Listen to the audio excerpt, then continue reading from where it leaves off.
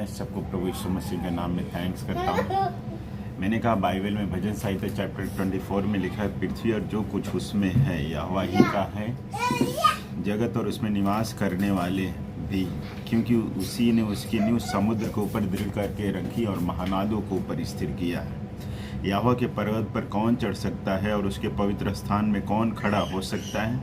जिसके काम निर्दोष हो, जिसके काम निर्दोष है, हृदय शुद्ध है, जिसने अपने मन को व्यर्थ बात की ओर नहीं लगाया और ना कपट से शपथ खाई है, वह यहोवा की ओर से आशीष पाएगा और अपने उद्धार करता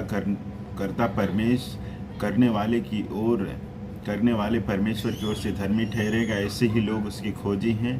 तेरे दर्शन की खोजी याकूब वंशी हैं।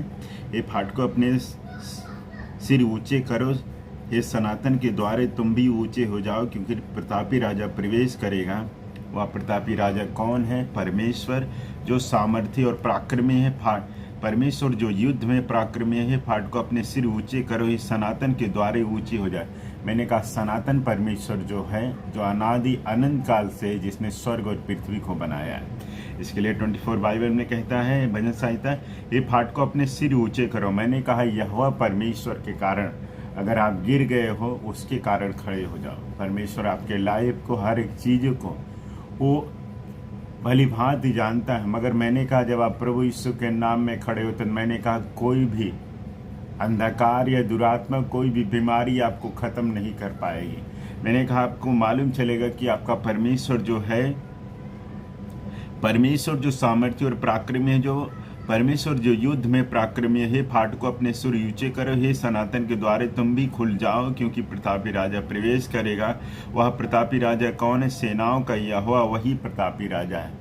मैंने कहा एकमात्र जो है यहोवा परमेश्वर, जिसने पृथ्वी और जो कुछ उसमें, यहोवा ही का है, जगत उसमें निवास करने वाले भी, क्योंकि उसी ने उसके नींव समुद्र के ऊपर दृढ़ करके रखी और महानादों को ऊपर स्थिर किया है। मैंने कहा जिसे नहीं मालूम है वो काठ और पत्थर, वो संसार की वस्तुओं में उलझा रहेगा। मगर मैं आपको बता रहा हूँ, आपको यहोवा परमेश्वर की खोज करना है, जो उद्धार करने के लिए सामर्थी परमेश्वर है, जो आपको हर एक प्रॉब्लम से बचाने के लिए सामर्थी परमेश्वर है, क्योंकि उसके सिवाय कोई अद्भुत काम नहीं करता। जब वो स्वर्ग से निर्णय सुनाता पृथ्वी के ऊपर प्रकट होता है। मैंने कहा वही एकमात्र परमेश्वर है, जिसका नाम प्रभु यीशु मसीह है।